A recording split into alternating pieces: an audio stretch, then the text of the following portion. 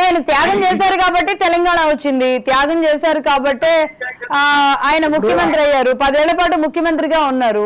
ఇప్పుడు ఆ త్యాగాన్ని గుర్తించలేదు ఎవరు అని ఏమైనా బాధలో ఉన్నారేమో.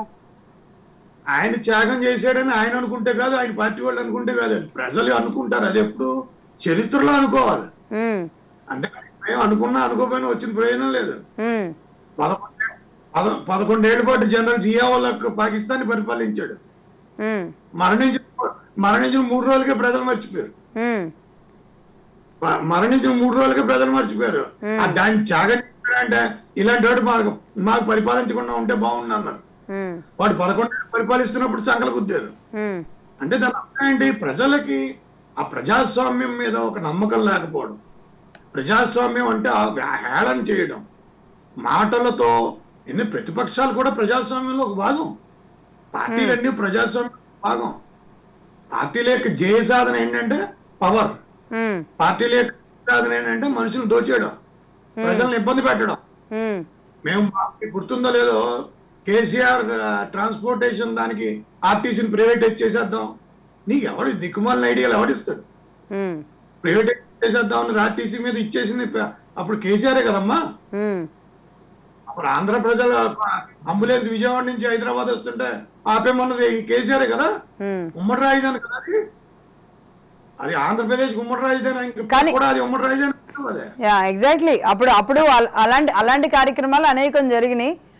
ఇప్పటికీ ఎవరు మర్చిపోరేమోలే కానీ, బట్ అయినప్పటికీ ఇక్కడ హైదరాబాద్ లో ఉన్నవాళ్ళు, తెలంగాణలో ఉన్నవాళ్ళు మాత్రం ఇంకా అవన్నీ మర్చిపోయి ఉండాల్సిన పరిస్థితి. కానీ ఇక్కడ కాళేశ్వరం విషయంలో ఏదైతే తాను ఒక భగీరథుడిగా చెప్పుకున్న ప్రయత్నాలు కానివ్వండి, ఏదైతే ధరణి అని చెప్పారో దాన్ని అడ్డు పెట్టుకొని ఈరోజు శివబాలకృష్ణ లాంటి వ్యక్తుల బండారం బయటపడుతుండే, 1000 కోట్లు బయటపడుతుండే, ధరణిది సోమేష్ కుమార్ లాంటి వాళ్ళు CS గా పనిచేసిన వాళ్ళు అవినీతి అక్రమ చిట్టాలన్నీ బయటపడుతుంటే ఇంకొక వైపు ఈయన కాళేశ్వరం ఏదైతే చెప్పారో కేసీఆర్ గారు, అందులో 97,000 కోట్లు ఈరోజు వృధాగా పోయినట్టే, అంత పెద్ద డ్యామేజ్ జరిగింది అనేది ఈరోజు అధికారంలో ఉన్న కాంగ్రెస్ పార్టీ చూపిస్తుంటే ఎలా అసెంబ్లీకి వెళ్ళగలుగుతారు? ఇప్పుడు మేడారం నిన్న వాళ్ళు ఏదో యాత్రకి వెళ్ళారు, ముఖ్యమంత్రి అక్కడ చూపించారు. మేడిగడ్డ అఫీషియల్ చెప్పాడు 94,000 ఎకరాలకి 94,000 కోట్లు ఖర్చు పెట్టేవాడిని, 3,200 కోట్లు అవుట్ స్టాండింగ్ ఉంది, ఆ 93,000 ఎకరాలకి నీళ్లు ఇచ్చాం అన్నాడు. అంటే 1,00,000 ఎకరాలు కూడా నీళ్లు ఇవ్వలేదు, దానికి 93,000 ఎకరాలు 10,500 కోట్లు ఎలక్ట్రిసిటీకి ఖర్చు పెడతారంట. దీన్ని బట్టే ప్రాజెక్ట్ ఫిజిబిలిటీ అంటే మీరు 1,00,000 కోట్లు ఖర్చు పెట్టి అందులో 10,500కి వేరియబుల్ కాస్ట్ వస్తుంది అంటే ఆ ప్రాజెక్ట్ ఫిజిబుల్ లో కాదో మీకే తెలియాలి. ప్రాజెక్ట్ మేనేజ్మెంట్ 10,500 కోట్లు electricity cost, upliftment out water కి ఎంత దారుణం అది. మీరు చెప్పేదేమో 1 కోటి ఎకరాలకి నీళ్లు ఇచ్చామంటారా? అందులో 1% కూడా లేదా? ఎవడో చెప్పడం. ఆయన ఏదో రేవంత్ రెడ్డి చెప్పాడని నేను చెప్పట్లా, అక్కడ ఉన్న అఫీషియల్ చెప్తున్నా, అఫీషియల్ మైక్ పట్టుకుని ఆయన చదువుతున్నాడు, అఫీషియల్ చెప్తున్నాడు. అఫీషియల్ మాటల మీద నేను రెస్పాండ్ అవుతుంది.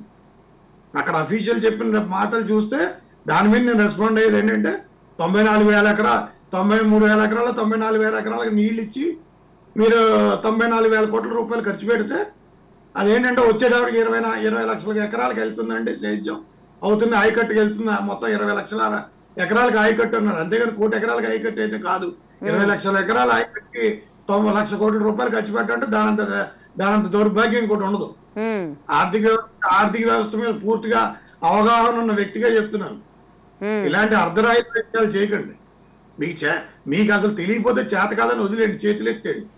అంతే తప్పితే ప్రజల కోసం చేస్తున్నామని నాటకాలు ఆడేసి ఈ రకంగా ఈ 1,00,000 కోట్లకి ఎవరికి తీరుస్తాడు? ఈ 10,000 లక్ష కోట్లే కాదమ్మా, క్యాపిటల్ కాస్ట్ 1,00,000 కోట్లు అంటే ప్రతి సంవత్సరం 10,500 కోట్ల రూపాయలు ఎలక్ట్రిసిటీ ఖర్చులు. అంటే క్యాపిటల్ కాస్ట్ 1,10,500 కోట్లకి ఇన్కంబరెన్స్ కాస్ట్ వస్తుంది. అదంతా మళ్ళీ ప్రతి ఏడాది తిరుగుతుంది, దాని మీద వడ్డీ ఎవడిస్తాడు? సో ఇవన్నీ ఆలోచిస్తే ఇవన్నీ ఏంటంటే ప్రజాస్వామ్య వ్యవస్థలో నాయకుడికి వీళ్ళు ఏంటంటే చెప్పులు చేతులు కాళ్ళ కట్టుకోరు, చేతులు కట్టుకుని డప్పు వాయించుకుంటూ ఉంటారు. వీళ్ళు చేతులకు తొడుక్కుంటారు చెప్పుల్ని.